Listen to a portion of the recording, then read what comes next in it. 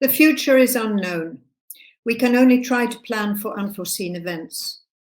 So a clear answer to the question we are posed today, whether good relations between Russia and Lithuania are possible, is not easy.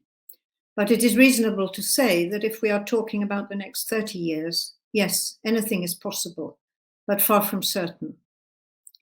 If, on the other hand, we mean the next 2 to 3 years, then I think it is very unlikely that there will be a breakthrough.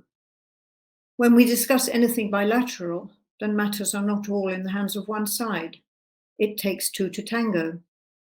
When Russia itself changes its political system and abandons its historical obsession with dominating its neighbors and its outdated concept of spheres of influence, then there might be a change for the better. The Kremlin insists that Russia is directly threatened by NATO, which allegedly seeks to break up Russia.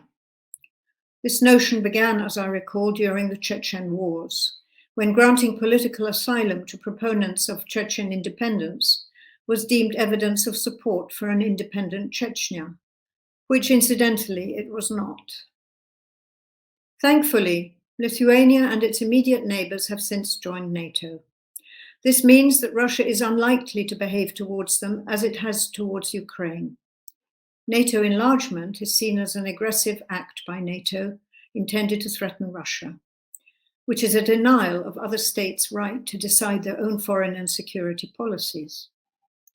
Today and for the foreseeable future, as a small European Union and NATO member state, Lithuania has a degree of security because it has allies. Support from its allies is and will remain crucial for Lithuania. It should not just be tacit support, but any attempt to intimidate or threaten Lithuania should be loudly and firmly rebuffed by all its allies, with actions as well as words. We have to ask ourselves, what do we expect from good neighbourly relations, and what is the price we are prepared to pay to achieve them? Russians claim that Russia respects its neighbours, but the evidence does not always bear this out. It has not accepted that stable, democratic and secure neighbours are good for Russia. Lithuania has a brave tradition of fighting for its independence. It supports other states which seek to do the same. It has supported Ukraine and democracy defenders in Russia and Belarus, and has pushed back courageously with regard to China. Almost 20 years ago, here in Vilnius, I asked a young foreign policy official what it was like growing up in communist Lithuania. His answer has stayed with me ever since.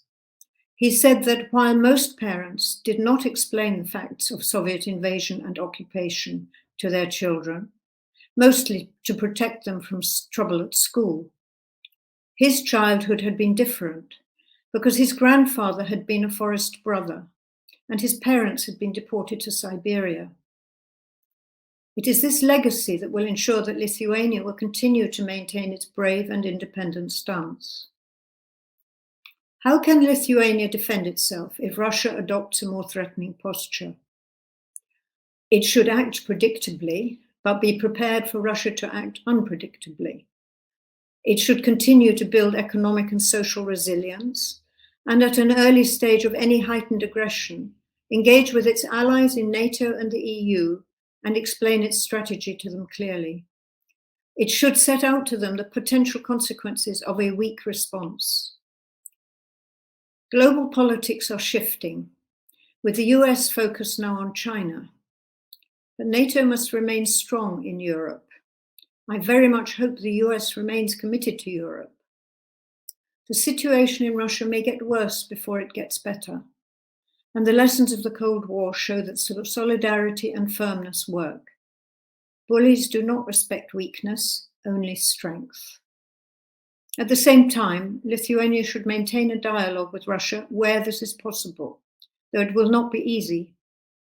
Lithuania can continue to use its soft power by supporting Democrats and human rights defenders in and from Russia, and by demonstrating the benefits of a democratic society. The past proves that when change finally comes, soft power often plays a part, and the people who were supported remember their former friends.